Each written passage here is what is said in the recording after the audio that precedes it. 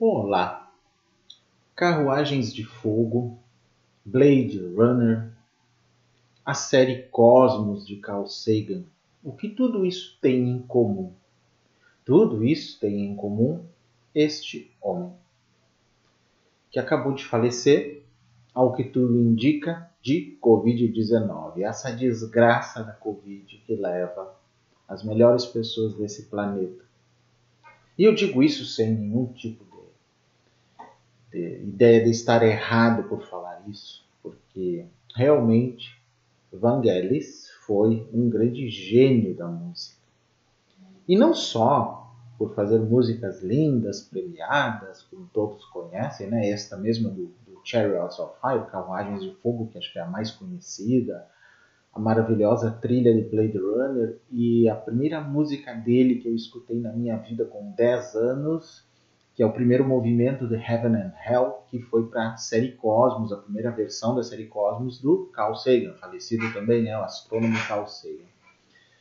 Eu tinha 10 anos quando escutei essa abertura, muito linda, e sempre quis saber quem era. Quando eu comecei a trabalhar em rádio, lá pelos meus 17 ou 18 anos, é que eu descobri os LPs, né, os long plays do Vangelis. E aí nunca mais deixei de ouvi-lo, acompanhar a produção musical dele. Só que com o tempo eu fui acompanhando também a filosofia musical dele. E eu descobri que ela tinha muito de espiritual. Vangelis, por exemplo, teve algumas atitudes que foram consideradas muito corajosas, como se opor ao mercado da música, aquela coisa massiva, maçante, que já era na época dele, hoje é muito pior. E ele resolveu fazer a música do jeito que ele queria, como ele queria, e comercializá-la como bem entendesse. Ao mesmo tempo, para ele tudo era música, o universo era musical, e ele acreditava num certo poder da música, digamos, um poder transcendente, espiritual da música. Por isso que eu digo que é uma grande perda, as suas dezenas de álbuns, sei lá, quase 50 álbuns, né, realizados, e eu acho que muitos outros que não foram, né, lançados ao público, que talvez apareçam com o tempo, mas realmente é muito triste que isso tenha acontecido.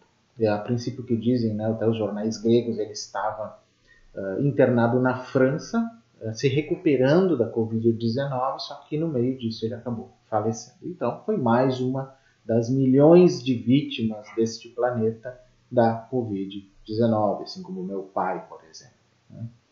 E eu considero a importância dele na minha vida muito grande, porque além de eu ter tido influência do meu pai na música, ele era um músico, meu pai, bastante eclético até, Vangelis também influenciou a forma como eu comecei a tocar teclado, quando eu quis aprender teclado, a forma como eu comecei a compor minhas músicas, quando eu comecei a compor, usando algumas características do Vangelis de gravar de uma vez só, compor e gravar ao mesmo tempo, sem muita edição depois. Essa é uma das características dele, que nunca conseguiu aprender a ler partitura direito, aquela formalidade. Em criança já se viu que ele não gostaria disso, ele não quis saber. Ele era totalmente autodidata no seu trabalho. Isso é uma coisa que me chamou muito a atenção, gente. Muito mesmo. Antes de eu falar, né, do que eu quero fundamentar aqui nesse vídeo, que a música dele tinha sim um viés espiritual, não religioso no sentido dogmático do tempo, mas transcendente e espiritual, tanto que foi usada por muita gente que se considera New Age, espiritualista, aí, junto com a Enya e outros artistas, né? Mas o Vangelis, ele passa por todos eles, aí, pela beleza musical dele, com certeza. Eu vou ler um pouquinho da história dele para que vocês, né, que de repente são bem mais novos, não conhecem direito, possam conhecer e até buscar as músicas dele depois. Porque aqui nós não vamos mostrar a música do Vangelis, nós vamos falar do homem e o que ele realmente pensava sobre a música. Então, Vangelis, que alguns até pronunciam Vangelis, mas Vangelis seria a forma mais adequada de pronunciar, é o nome artístico dele, né, que o nome dele em grego é Evangelos Odysseas Papathanassiou, né, e nasceu em Volos, em 29 de março de 1943, que é na Grécia, né? E morreu na França, então, no dia 17 de maio de 2022, a princípio, então, de Covid. Então ele era um músico grego dos estilos neoclássico, progressivo, música eletrônica e ambiente. Então as composições mais conhecidas dele são o Chariots of Fire, que venceu o Oscar em 1981 de melhor trilha sonora, também em filme. O clássico Blade Runner e do filme biográfico de Cristóvão Colombo, 1492, A Conquista do Paraíso. Né? Então é conhecido pelo uso de sua música na série da PBS, que é Cosmos, de Carl Sagan também. E também entre suas composições estão o tema da Copa do Mundo de 2002. Né, gente? Ele começou a compor já com 4 anos de idade, né, tornando-se um grande autodidata da música. Ele se recusou àquelas tradicionais aulas de piano e durante sua carreira não tinha muito conhecimento para ler ou escrever partituras. Estudou música clássica, pintura e direção na Academia de Artes em Atenas. Em 1963, ele formou um grupo pop chamado Forminx, que se tornou muito popular na Grécia e que acabou em 1966. Então, na época do motim dos estudantes de 1968, ele se mudou para Paris e fundou a banda de rock progressivo Aphrodite's Child, né, criança de Afrodite, com os integrantes Demis Roussos, vocalista, e Lucas Sideras. Então são conhecidos na Europa, como também no Brasil, como canções de sucesso, Rains and Tears, Mary Jolie, It's 5 O'Clock. O grupo se desfez em 1972, ainda que Roussos tenha feito diversas participações nos trabalhos de Vangelis depois. Então Vangelis iniciou daí sua carreira solo depois desse período, escrevendo temas para 2 filmes do cineasta francês Frédéric Rossif em 1973. Seu primeiro álbum solo oficial saiu em 74, Earth. Na mesma época participou de ensaios com outra banda de rock progressivo, o Yes. Embora nunca tenha feito parte da banda, né, tornou-se amigo do cantor John Anderson, com quem veio a trabalhar em algumas ocasiões. Depois nós vamos dar mais detalhes disso. Quando ele se mudou para Londres, Vangelis firmou contrato com a RCA, montou seu próprio estúdio, que é o Nemo Studios, começando a gravar uma série de álbuns respeitados de música eletrônica. Faixas do aclamado álbum Heaven and Hell, de 1975, foram mais tarde utilizadas como tema da série Cosmos. Nos anos 80 e 90, produziu diversos álbuns em parceria com John Anderson, que são chamados John and Vangelis. Em 82, ele venceu na categoria do Oscar de melhor trilha sonora original pelo Carruagens de Fogo, e esse tema ficou no topo da lista da Billboard americana por uma semana. Em 83, Vangelis lançou Antarctica, uma trilha sonora bastante conhecida, né? Até em Portugal foi usada como fundo nas previsões meteorológicas do Canal 1, na primeira metade dos anos 90, lá em Portugal. No ano em que começou seu trabalho com o diretor Ridley Scott, Vangelis produziu o tema dos filmes Blade Runner e 1492, A Conquista do Paraíso. Alguns dos documentários submarinos de Jacques Cousteau também levam a assinatura de Vangelis. E em 92 a França o condecorou como Chevalier Order of Arts and Letters. Em 2001 lançou Mythodeia, mais orquestral que eletrônico, que foi escrita em 93 e depois foi usada como tema pela NASA nas missões a Marte. E em 2004 lançou um CD com a trilha sonora do filme Alexandre, de Oliver Stone. Então, como eu disse, ele estava hospitalizado na França, recebendo tratamento para Covid-19 e acabou morrendo no dia 17 de maio deste ano, 2022, aos 79 anos. Então ele publicou, desde 1970, muitos álbuns, alguns bem importantes mesmo, como Sex Power, que teria sido o primeiro, depois o L'Apocalypse des Animaux, do Frédéric Rousseau, que foi um primor de música realmente. O Heaven and Hell foi o primeiro que eu conheci mais especificamente, é muito bom. E tantos outros que vocês já ouviram falar. Procurem, pesquisem isso na internet.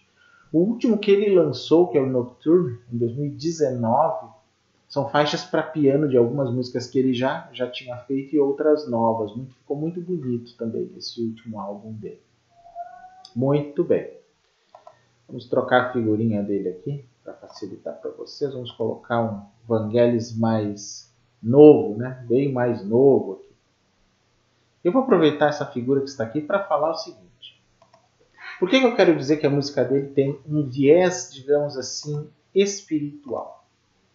Tem uma tese escrita por Eulalia Feber-Cole, que foi apresentada para que ela obtivesse o grau de doutora de filosofia e musicologia em 2018, pela Escola de Música da Cardiff University, em que ela cita o poder da música, né? E o próprio Vangelis e outros, digamos, músicos que são usados pela New Age ou pelas tradições mais modernas, né? Que ela chama de Evolved Traditions, ou tradições desenvolvidas, evoluídas, as mais recentes. E ela escreveu uma tese chamada Evolved Traditions, The Role of Music in Contemporary Spiritual Practices, ou seja, tradições evoluídas, o papel da música em práticas espirituais contemporâneas, que fala de uma coisa que até então ninguém tinha desenvolvido em uma tese, de que existe uma relação da música e até desses grupos mais eletrônicos com algumas práticas espirituais mais atuais, o que nós chamamos também de nova era, ou outras. Ou seja, uma relação inequívoca dessa música moderna usada de modo espiritual.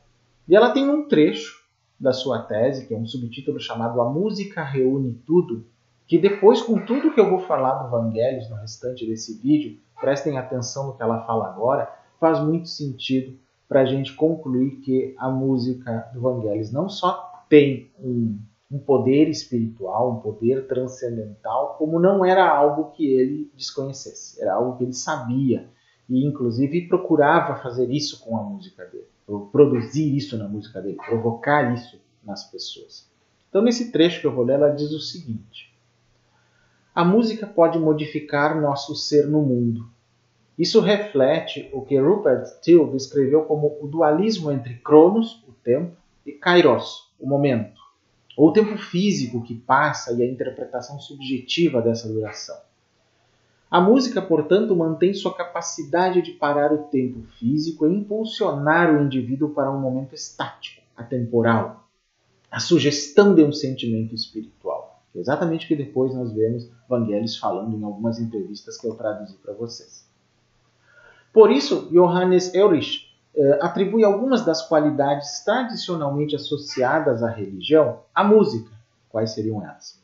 O abandono temporário do cotidiano para um mundo fictício torna-se assim um refúgio além da realidade que por um tempo oferece redenção das restrições do mundo moderno por meio de um estado de espírito alterado. Tornar a vida cotidiana de alguma forma transcendente mostra modos de experiência que tradicionalmente foram colocados no campo da religião. Assim, pode ser descrito como uma experiência pseudo-religiosa que é mediada pela música. No entanto, o foco da atenção e compreensão da linguagem musical tornam-se indispensáveis para tal interpretação. As expectativas e o foco colocado na música e a compreensão do afeto ou da mensagem que ela transmite são essenciais para uma reação consequente e para a construção de um sentimento específico para o ouvinte. Tia de Nora oferece um grande exemplo disso ao abordar várias mulheres e tentar compreender seus usos diários da música, isso no ano 2000, inferindo que a música é frequentemente usada para reforçar certos sentimentos ou ajudar a despertar sensações no dia a dia. Judith Becker, na mesma linha, formalizou o conceito de ouvinte profundo para se referir àquelas pessoas que são especialmente receptivas às entradas musicais, uma recepção tão intensa que pode levar a mudanças incomuns de consciência. Como ela explica, essa escuta profunda pode levar a experiências religiosas comoventes, embora não precise estar necessariamente associada ao transe. Embora a música possa ajudar a induzir mudanças não comuns de consciência, o paradigma nos diz que não há um gatilho musical definitivo e singular para isso.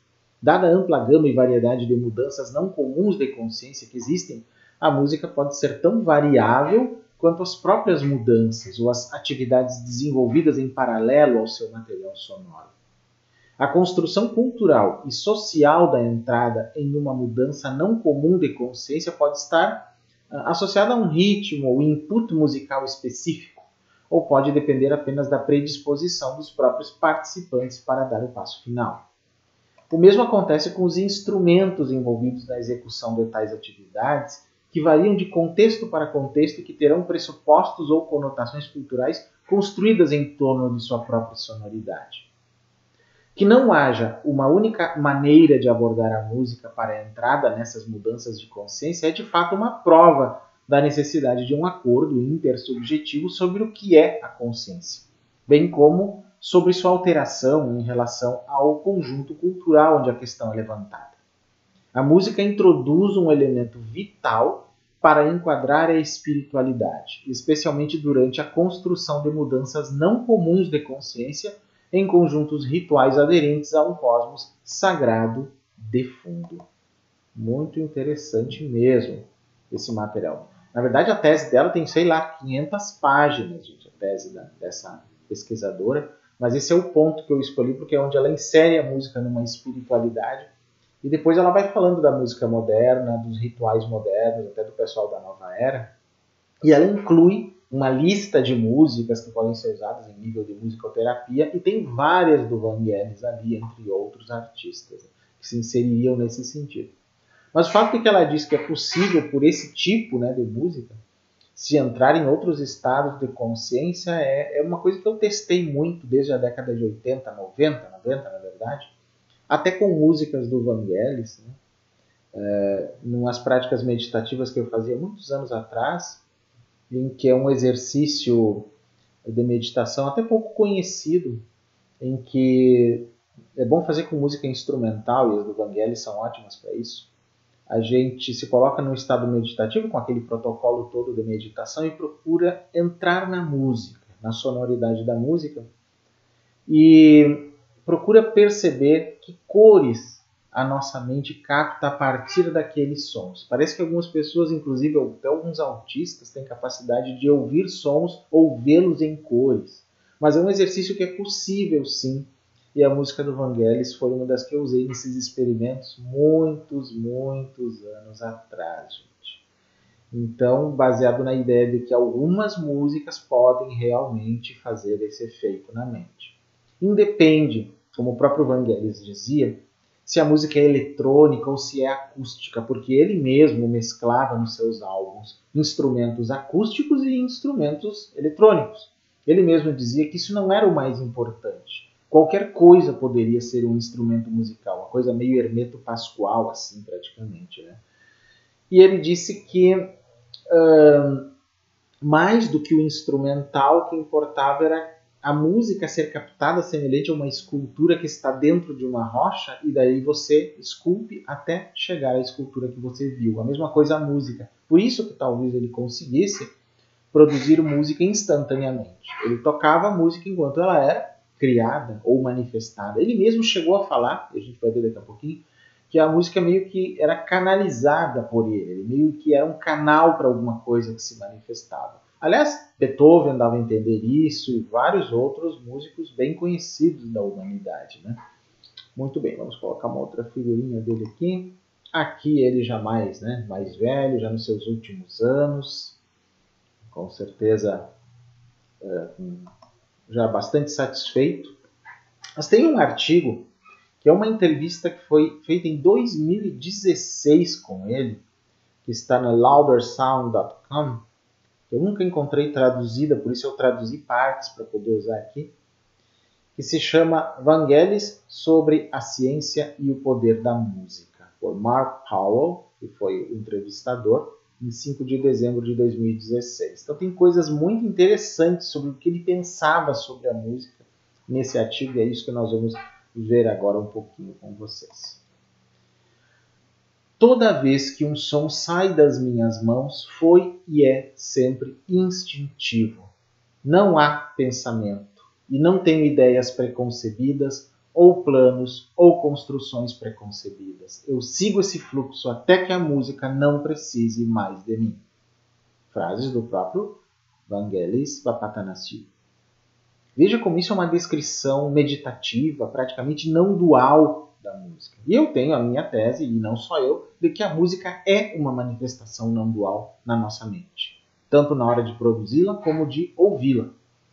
Até quero desenvolver mais um pouco isso, existem alguns trabalhos, poucos no mundo falando disso, e eu ainda quero produzir um vídeo nesse sentido, mas obviamente que o falecimento do Vangelis agora meio que antecipou algumas coisas que eu iria apresentar mais adiante a vocês, e aproveito para fazer esse vídeo aqui que também é uma celebração, né, uma homenagem a ele, colocando a importância espiritual da música dele. Não só para mim, mas para muita gente, inclusive de vocês que estão assistindo nesse momento. Muitos de vocês provavelmente têm CDs ou até LPs, né, de Vangelis em casa.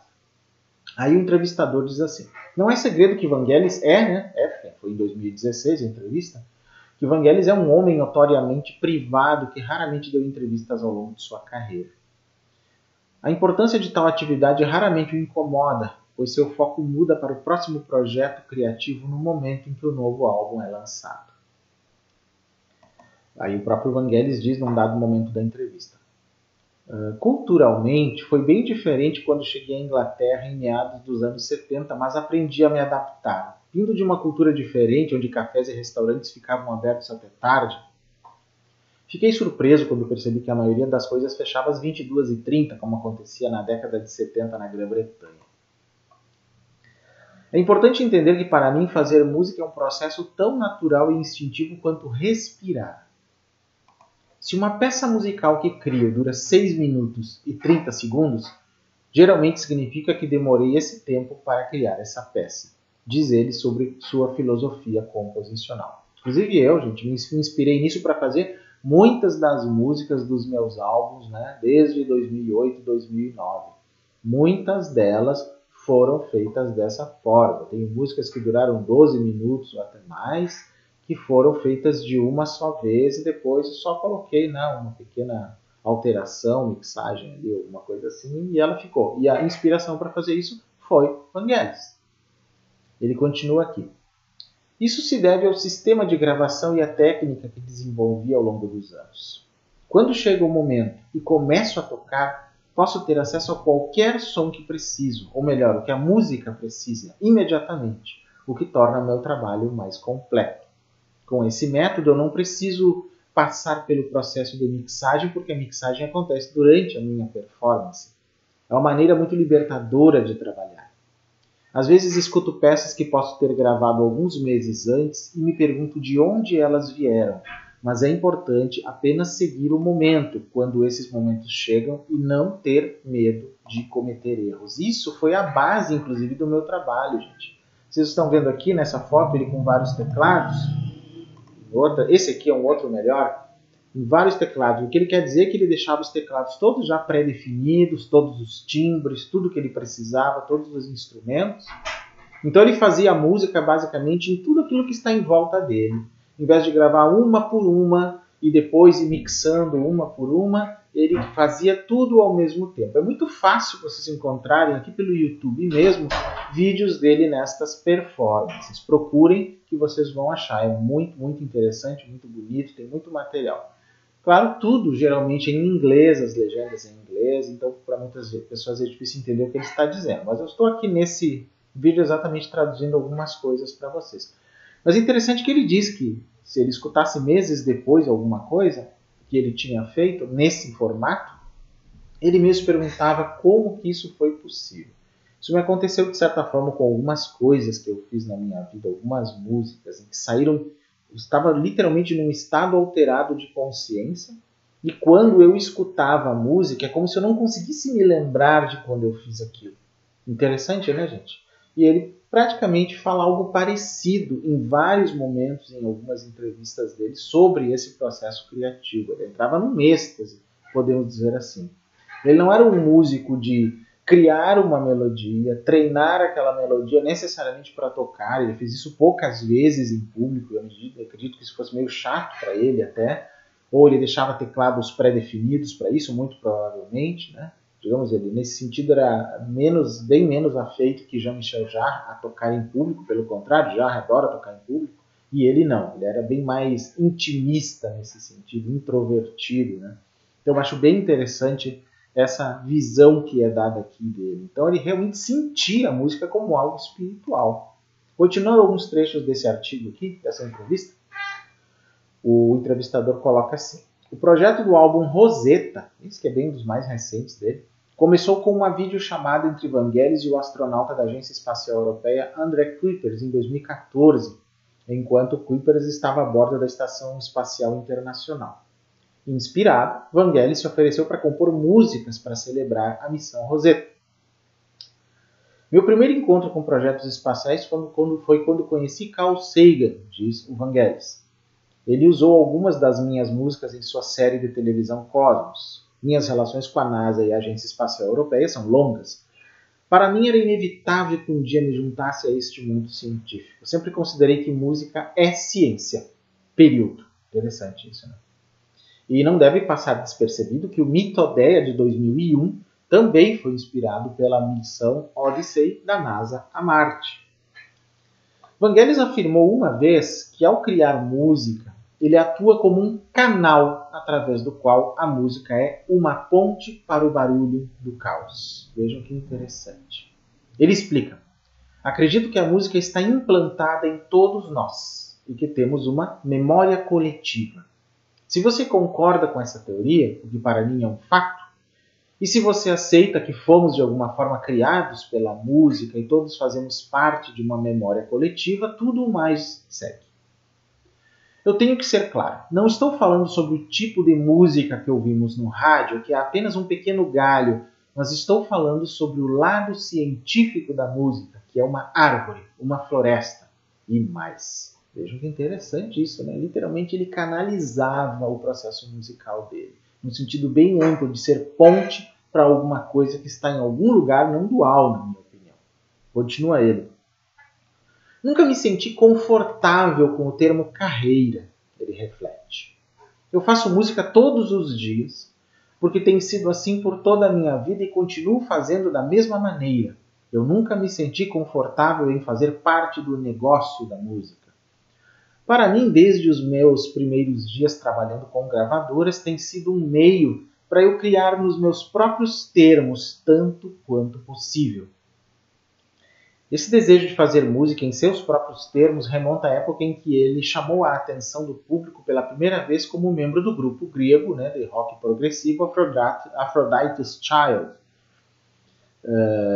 que foi bastante conhecido na época.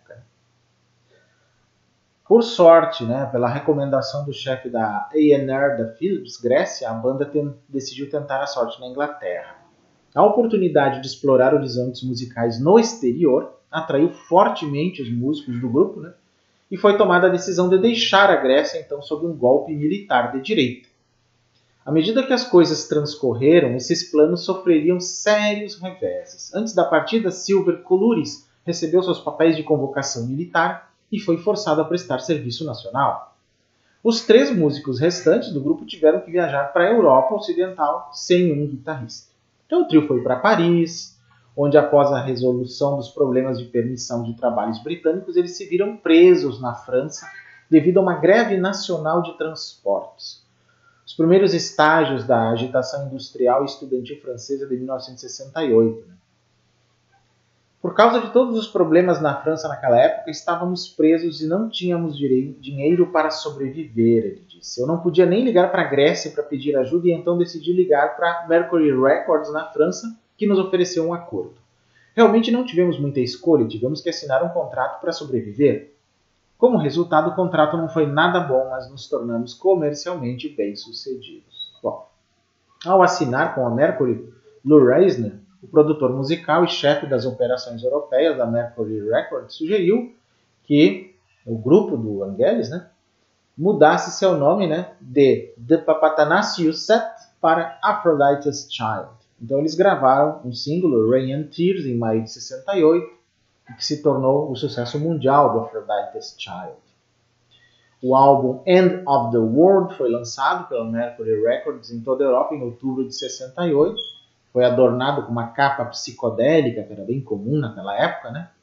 E demonstrando os lados comerciais e experimentais contrastantes da banda. Né? Entre 68 e 1970, o Aphrodite's Child foi um dos artistas mais vendidos na Europa, né, dos grupos, mas Vangelis estava ficando cada vez mais desconfortável com a fama e celebridade que acompanhava esse sucesso. Ele mesmo disse: "Eu nunca entendi o fenômeno da celebridade", diz ele, acenando com a mão desdenhosamente. "Eu não estava interessado em ser fotografado ou ler sobre mim nos jornais."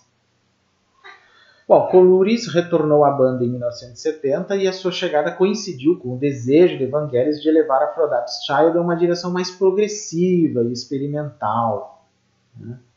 Esse desejo culminaria na maior parte do ano sendo ocupado com a composição e gravação de um lendário projeto de álbum duplo baseado no Apocalipse de São João do Novo Testamento, com referências à contracultura do final dos anos 60 e início dos 70.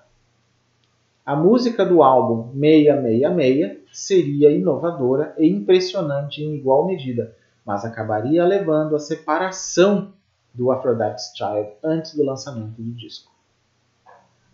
Hoje, Vangelis ainda se indigna com a recusa inicial da Mercury em liberar 666. Ele mesmo disse: "A imprensa erroneamente percebeu que o conceito era de natureza blasfema." Ele bufa.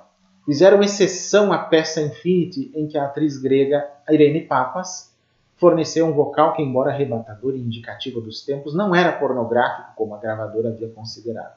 Expliquei que ela era uma atriz grega famosa e séria, e seu envolvimento também era sério. Foi minha primeira experiência de encontrar o abismo que existe entre a maneira como uma gravadora pensa e a maneira como um artista pensa. A gravadora disse que 666 não era nada comercial e eles não conseguiam entender o que eu estava tentando alcançar. Como resultado, 666 ficou nos cofres da Mercury por um ano, enquanto a gravadora e Vangelis se recusavam a ceder."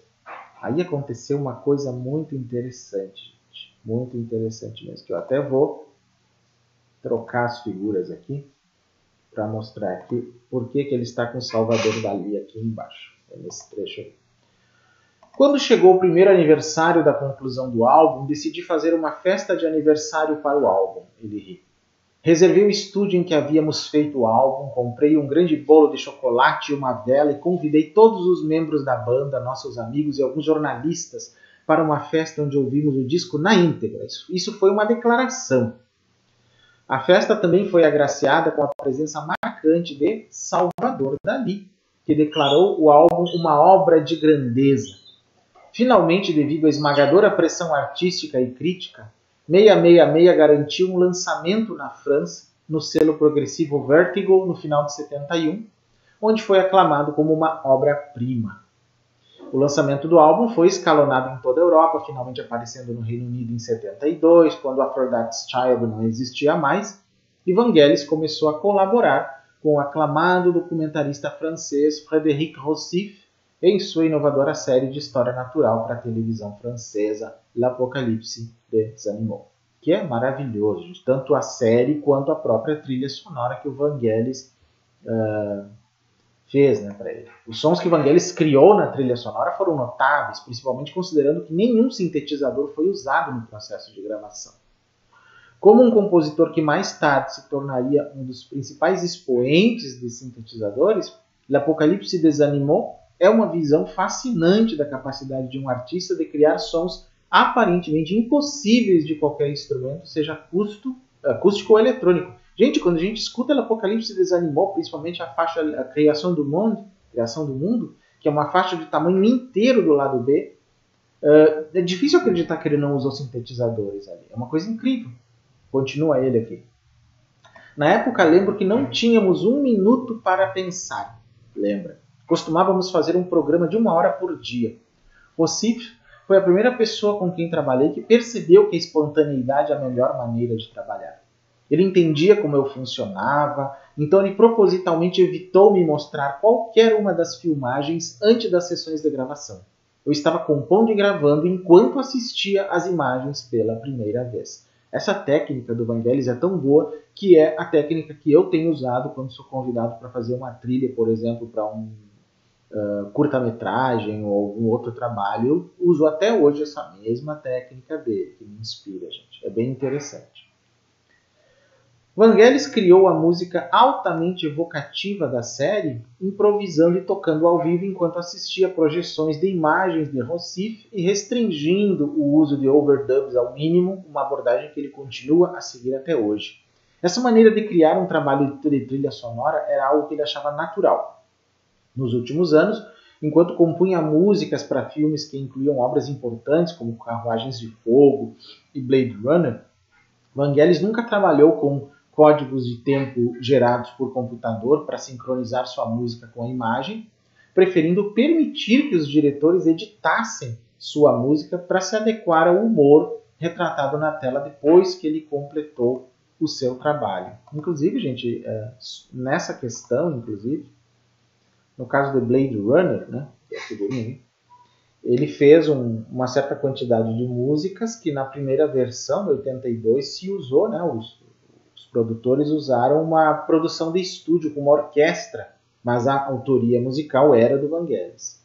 Mais adiante, ele acabou lançando a coletânea completa de todas as músicas que ele produziu para o Blade Runner. Ou seja, ele fez muito mais música do que cabia no filme, de tão inspirado que ele ficou para fazer Blade Runner.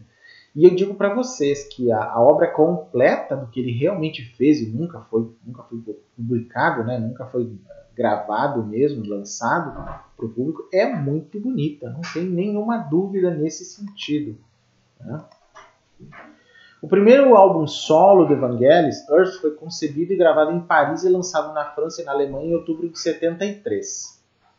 Uma justaposição de sons primitivos e étnicos combinados com rock progressivo, o álbum mais uma vez viu Vangelis em desacordo com sua gravadora.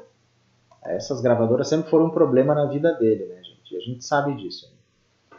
Na época de sua gravação, a música étnica era considerada fora de moda e os registros da Vertigo estavam inquietos com essas influências que aparecem em qualquer álbum, lembra ele. Mas eu segui meus instintos e o álbum foi concluído. Então, logo após gravar Earth, Vangelis fez planos para deixar Paris e se mudar para Londres. Assinando com a RCA Records, ele faria de Londres sua base criativa nos próximos 13 anos, quando gravaria alguns de seus álbuns mais famosos. Disse ele: entrei em contratos de gravação na década de 70 como forma de financiar e construir meu próprio estúdio para escapar das pressões e limitações de gravar em ambientes de estúdios comerciais estéreis e não passar pela dor de cabeça de ter que reservar um estúdio, explica. Em outras palavras, um processo totalmente incompatível com o fluxo da criação.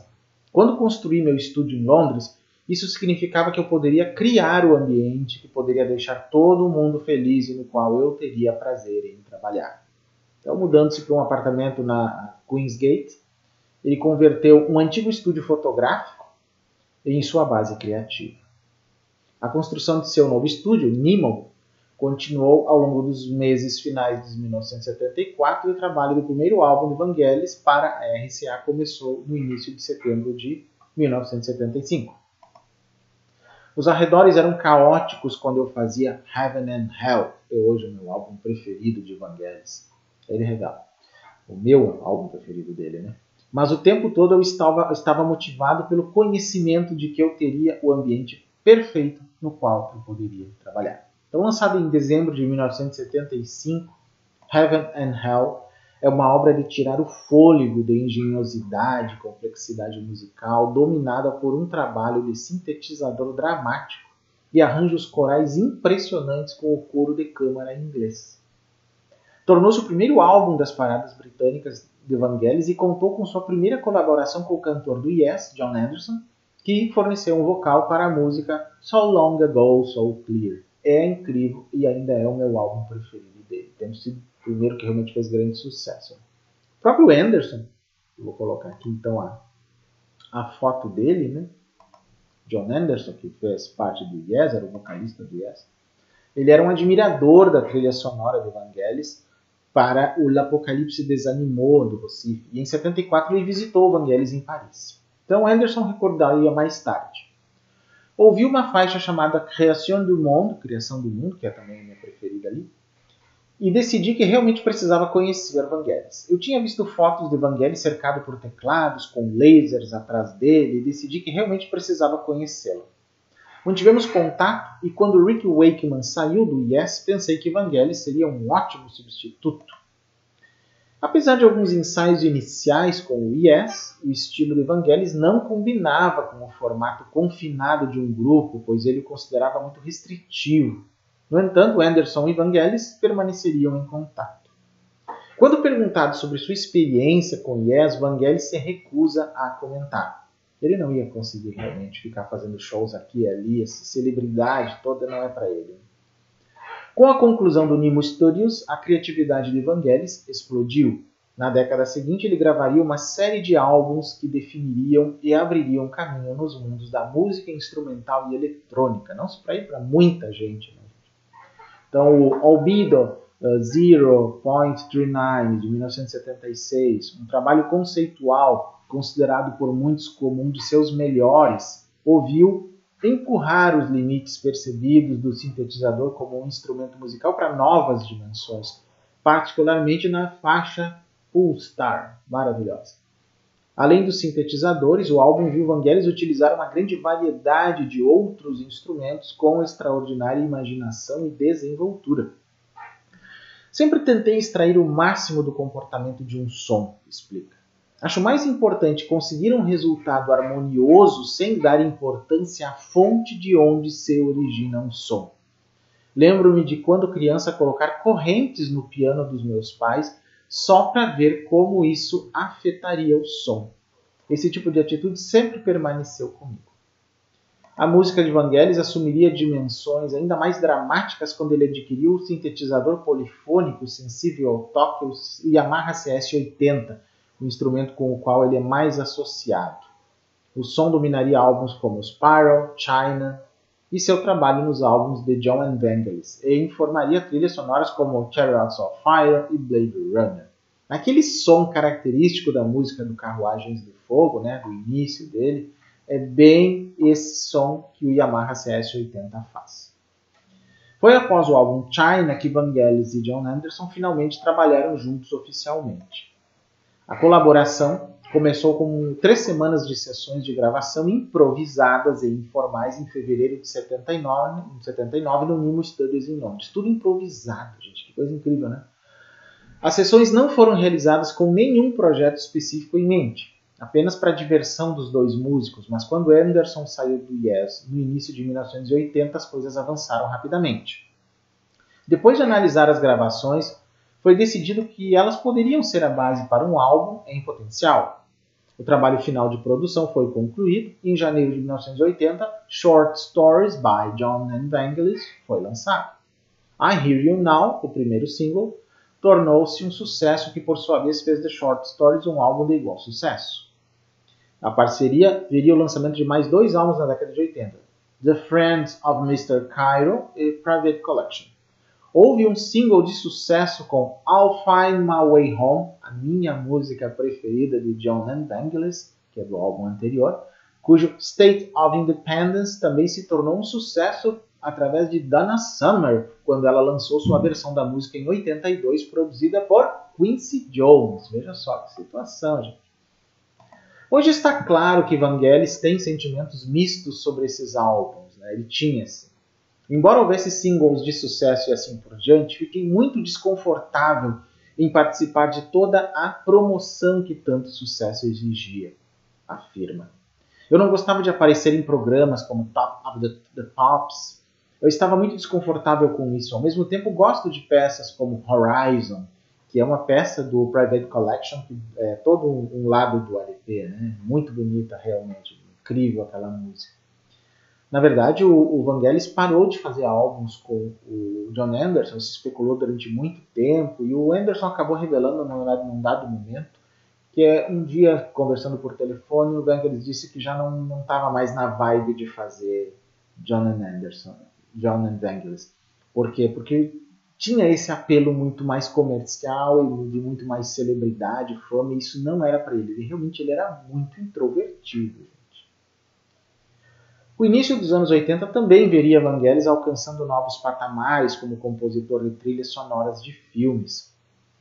Sua trilha sonora de 1981 para o filme Chariots of Fire de Hudson, ambientada nos Jogos Olímpicos de 1924 em Paris, é uma das trilhas sonoras mais marcantes de todos os tempos. Até vou colocar aqui, inclusive, as trilhas, né? Chariots of Fire e uma do Blade Runner para vocês enquanto eu leio isso. Toda a partitura e o movimento dos títulos em particular tornaram-se sinônimos do espírito do movimento olímpico. Esse sucesso levou a um aumento no trabalho de trilha sonora, principalmente em 82, quando ele foi contratado para fornecer a trilha sonora de Blade Runner, de Ridley Scott, e Antarctica, do diretor japonês Koreyoshi Kurahara, que aliás é um álbum, uma trilha sonora fantástica mesmo, gente. Eu recomendo vocês ouvirem se não ouviram. Sempre tem uma abordagem instintiva, semelhante à maneira como crio todas as minhas músicas, diz ele. A diferença de uma trilha sonora é que um filme tem uma ideia, tem uma história e tem uma construção com começo e fim definidos. Nessas condições tenho que navegar, mas estou navegando guiado pela minha primeira impressão imediata ao ver as imagens e sem ler o roteiro, para evitar ao máximo ter ideias preconcebidas sobre o que estou assistindo. Bom, tal sucesso não foi isento de armadilhas, e após o lançamento de Soil Festivities em 1984, do álbum coral Mask e do avant-garde Invisible Connections, que são ambos de 1985, o artista mais uma vez se viu em desacordo com sua gravadora, como na época do Aphrodite's Child. Ele diz o seguinte: eu nunca criei música de acordo com o padrão e a linguagem da indústria da música de lançar um álbum, fazer um vídeo promocional e assim por diante, né? Não tinha essa ideia. Com esse padrão, de acordo com o contrato de gravação, você não pode lançar mais de 1 ou no máximo 2 álbuns por ano. Isso me parece uma atitude errada, infelizmente já passei por esse processo. A maioria das músicas que escrevo não tem nada a ver com o padrão das gravadoras. No que diz respeito à indústria da música, qualquer lançamento é sempre uma decisão comercial. Quanto a mim, fazer música não é o resultado de nenhuma decisão em particular. Sempre me interessei por todas as formas musicais. Bom, então Vangelis partiu de Londres em 87, e eventualmente se mudando para Paris no início dos anos 90, construindo um novo estúdio na cidade para acomodar seus próprios requisitos exclusivos. Então foi o que ele fez. Meu estúdio em Paris era notável porque as paredes e o teto eram de vidro. Algumas pessoas me disseram que essa era uma ideia maluca e que o vidro não criaria um bom ambiente acústico, mas sempre tive ideias malucas e o som que tínhamos lá era fantástico. A sensação de brincar ao ver a lua e as estrelas acima de você, ou o sol nascer, ou ver os pássaros voando e as estações mudarem foi maravilhoso. Isso era meditativo, gente. Era incrivelmente meditativo o que ele fazia. Foi nesse ambiente deslumbrante que Vangelis produziria muitas de suas obras, a trilha sonora elegíaca de 1492, Conquest of Paradise, e os álbuns de estúdios como Voices, de 95, que realmente é muito bom, Oceanic, de 96, El Greco, de 98, né? E assim sempre foi, né? O álbum Rosetta, depois ele criou. Ele diz assim: desde que comecei minhas relações com o que chamamos de indústria da música, o que mais me distrai e me deprime é a ausência de qualquer sentido musical entre o lado empresarial e o lado artístico. A indústria da música cresceu massivamente ao longo dos anos, tendo como único objetivo ganhar dinheiro, usando desrespeitosamente o dom mais sagrado e divino que temos, que é a música. É uma crítica para a qual eu bato palmas, gente. A música tem a capacidade de se tornar o canal perfeito para transferir forças positivas ou negativas. Durante os últimos 40 anos, a música é frequentemente usada pela indústria para carregar forças bastante negativas e perigosas. A questão que surge disso é que, se a música é um portador tão perfeito, por que a indústria não a usa para fins positivos e saudáveis? Para mim, a resposta é simples. O outro caminho é um grande gerador de dinheiro devido ao uso descuidado dessa força, combinado com a abordagem egocêntrica e narcisista de muitos artistas. Isso é o que nós vemos hoje em dia, gente. A indústria da música é um centro de cultura, mas essa cultura está falida. Felizmente, existem exceções positivas em todos os gêneros e em músicos de todo o mundo. Bom, só a gente assistir Grammy, Billboard, o que for, a gente vai ver o que virou a música hoje. Concordo plenamente com ele. Né? No último trecho ele diz: no que me diz respeito, perdi a oportunidade de ser feliz e relaxado quando tive que lidar com grande parte da indústria da música. No entanto, devo dizer que durante minha carreira de gravadora conheci algumas pessoas honestas, atenciosas e responsáveis, tanto do lado da indústria quanto do lado artístico. Independentemente da indústria da música, sempre serei inspirado pelas coisas ao meu redor e continuarei criando música porque é a coisa mais natural para mim. Vejam que interessante essas declarações dele aqui. Né? Vamos colocar mais uma figurinha dele aqui. Não, esta aqui já foi. Vamos para esta, uma foto mais recente dele. Tem um artigo na For Out Magazine que se chama Assista ao compositor grego Vangelis explicar o poder da música, que também é bem interessante, que é de maio desse ano, né? E que é bem recente mesmo, mas muito interessante sobre o que ele falava sobre o poder da música. Então diz assim um trecho do artigo.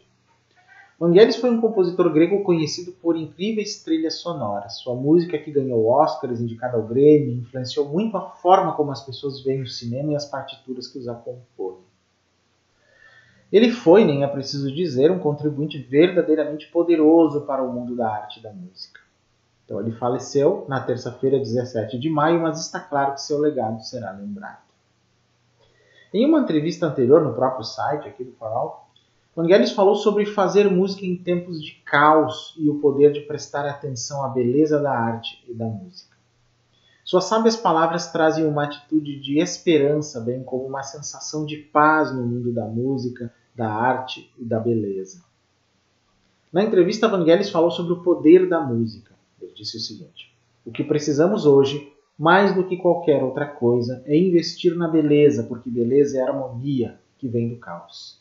Mas investimos no caos. E sei por que investimos no caos. Porque o caos é muito mais lucrativo do que a paz. É por isso. Então, você vê ao seu redor, nada é voltado para a beleza. Né? Tudo que você vê ao seu redor não é voltado para a beleza. Da arquitetura, à arte, a qualquer coisa, tudo está destruído. E a beleza é uma espécie de voto de segurança para as pessoas. E eu não acho que a música seja bonita hoje. Eu só acho que a música é uma forma de divulgar outras coisas. Porque a música é muito poderosa, como uma força. E então, através da música, podemos anunciar o que queremos. Vangelis continuou a falar sobre outros tempos de caos que resultaram em música sendo feita, tanto para melhor quanto às vezes nem tanto. Ele descreveu as gravadoras em certos pontos da história com muita fome, o que muitas vezes é uma escolha adequada. Ele diz: quando a música se torna um produto, quando se torna uma indústria, o que tenho a dizer? Quando comecei com isso, tive a impressão de que, sendo um acessório, que infelizmente eu era, poderia fazer coisas diferentes. Mas quanto mais bem-sucedido você se torna, mais prisioneiro você se torna. Você se torna um produto. Eu tive que lutar por dentro. É claro que ele era um artista que valorizava a verdadeira beleza da música, que queria fazer suas próprias coisas, e conseguiu isso em grande parte de seu trabalho, mesmo que fosse uma luta. É interessante mesmo isso. Inclusive, dessa entrevista, eu vou deixar na descrição desse vídeo aqui um trecho dela que tem legendagem em espanhol, não achei legendagem em português, em que ele fala algumas dessas coisas que estão ditas nesse artigo aqui, que é bem interessante vocês verem ele mesmo falando esse tipo de coisa, gente. Muito bem. Vamos deixar nossa figura inicial aqui de novo. Muito bem. Há um artigo que saiu em 2012, que é lá do The Guardian, chamado Vangelis, por que a mensagem de Carruagem de Fogo ainda é importante hoje, por Allegra Dawn?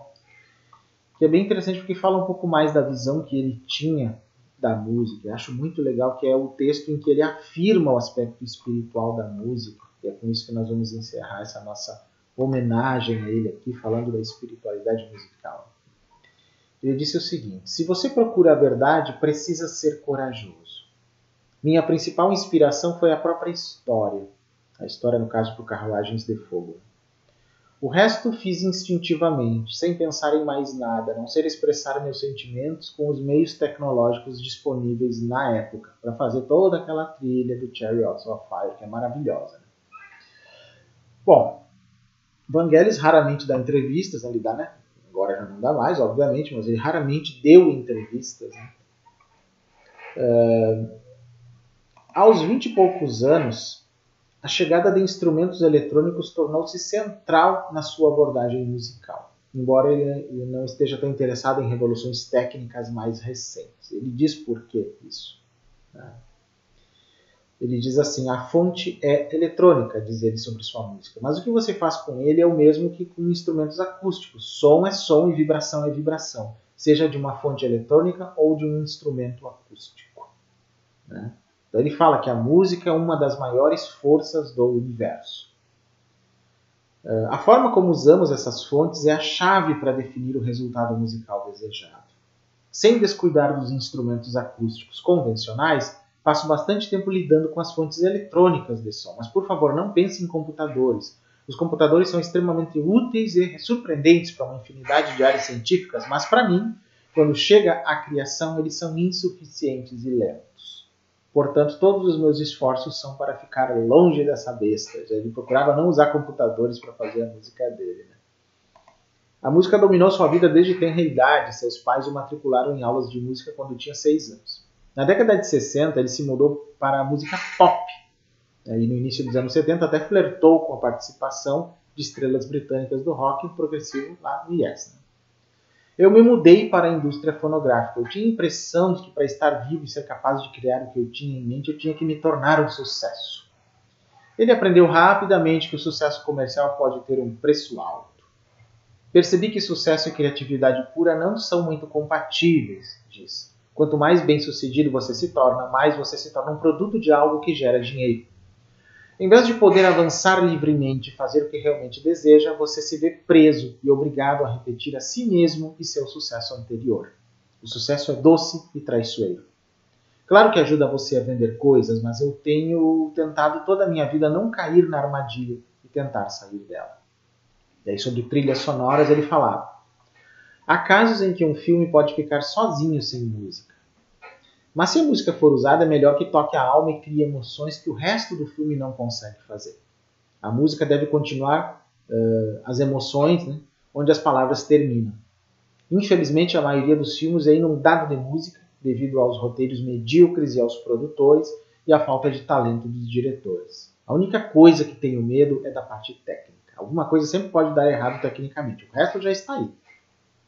Naturalmente, ele vê a música como a grande curandeira, a grande curadora. O que, em última análise, ele deseja alcançar através de seu trabalho? Aí ele diz: tudo o que eu quero fazer é não impor coisas às pessoas e tentar não causar nenhum dano. Trazer esperança, diz ele. Recebi tantas cartas emocionais ao longo dos anos de pessoas e atletas que foram ajudados pela minha música. Quando Vangelis não está trabalhando, ele ouve qualquer coisa, de música clássica a jazz e world music. Desde que não seja fabricado, diz ele. Cientificamente, acredite ou não, a música dirige tudo, porque música é igual ao universo, e o universo é igual à música. Ele também, né, o Vangelis, ele era pintor, ele é algo que ele praticou ao lado da música desde muito cedo na vida dele. Aí ele afirmou: a música é espiritual, a pintura é física. Então eu preciso dos dois.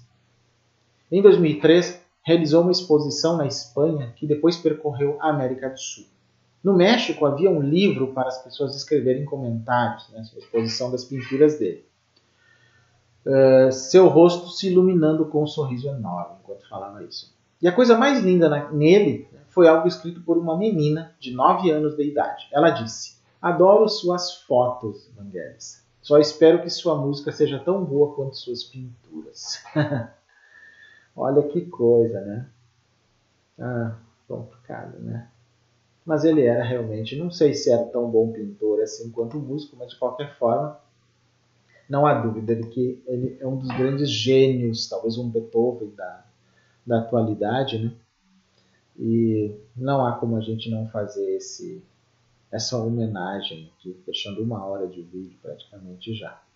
Mas muita gente, nessa fase New Age da década de 80 para cá, usou muito das músicas. Eu mesmo, em grupos espirituais já da década de 80 para cá, se usava muito as músicas do Vangelis para meditações, para relaxamento, né?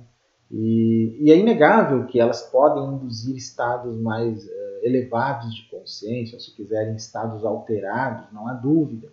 E ele deixou uma obra incrível, gente. Sei lá, uns 50 álbuns que realmente foram lançados e talvez sabe sei lá quantos mais guardados que ele nunca quis lançar. E se puder ter acesso a eles no futuro, deve dar para lançar mais uns 10, 20, 30 álbuns inéditos, vai saber, né? Com uma qualidade incrível, né? Para quem não conhece os Tegos Tapes, o que são os Tegos Tapes? Uma vez ele foi contratado por um cirurgião grego para fazer música que esse cirurgião pudesse ouvir enquanto ele estava fazendo as suas cirurgias. Então, claro que deve ter sido pago por isso, mas o Vangelis fez então essa música que ele criava enquanto tocava várias fitas cassetes, que então são as tapes para o Dr. Tegos, que ele escutava, né, nas suas cirurgias. E essas músicas elas já estão publicadas na internet, estão até no YouTube, duram sei lá quantas horas, muitas horas de duração, Tegos Tapes, acho que dá quase 20 horas, sei lá, muito material. É incrivelmente belo. E ele fez para um cirurgião, veja que interessante. Ele foi lá e deixou o teclado dele, foi tocando e tudo, e foi durante horas e horas e horas e horas. É um material incrível, nada comercial, até porque foi feito particularmente. Incrível que esse homem conseguia fazer, gente. É incrível, não tem dúvida nenhuma. E o aspecto espiritual da música dele, assim como de outros artistas também, mas o dele é o que eu quero focar aqui, é que a forma como ele fez a música dele nos delata de que era algo não dual, meditativo. Ele precisava de alguma coisa que o impressionasse. Isso é uma das coisas que a meditação faz quando a gente foca em algo. A partir daqui, aquilo inspirava ele e a música fluía. Deve ter um motivo para isso, uma das minhas teorias, porque eu também já procurei fazer música nesse processo, é que alguma coisa nós captamos, algum aspecto rítmico do universo que aí a gente consegue traduzir naqueles sons. É um processo muito difícil, muito louco mesmo, né? De se explicar em palavras racionais, algo que não é necessariamente racional, né? Então, acho que ele foi um grande exemplo disso e que conseguiu deixar para o mundo um legado desses experimentos. Porque, na minha opinião, cada sessão musical dele, em que ele gravava, ao mesmo tempo em que compunha, era como uma sessão meditativa, não tenho dúvida nenhuma nesse sentido.